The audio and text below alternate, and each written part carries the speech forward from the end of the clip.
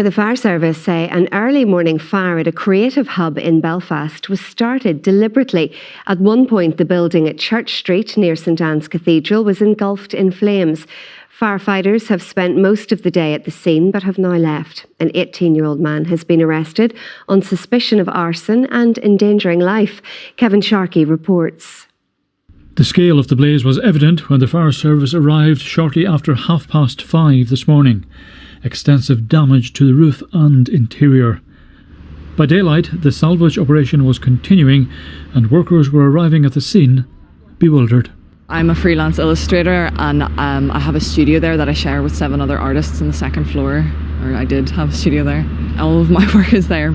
I have a backup and a file, but I have a $3,000 computer. I have physical drawings I've done, and every single piece of equipment I've gathered over the last nearly 10 years as an illustrator is in that building.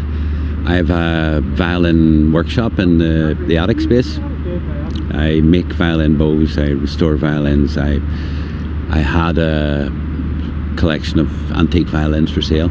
They're carbon. Now I assume they're gone. The blaze began here before dawn, and at lunchtime the fire service operation was continuing.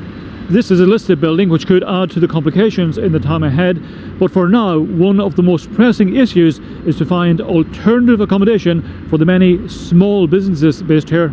This building is full of creative people, creative companies, very small scale. I think the biggest would employ maybe 8, usually around 1 or 2. And it's devastating that this has happened to them. And how do you go about that now, Damien, trying to, if you like, rehome them? In the longer term, as the days pass, I want to get them all together for a meeting to assess their needs moving forward. We've already made some inquiries with landlords in the area, again, to try and keep them in the Cathedral quarter where they belong. While new workspace can be found, most of the creative work of those who are based here has been lost. Kevin Sharkey, BBC Newsline in Belfast.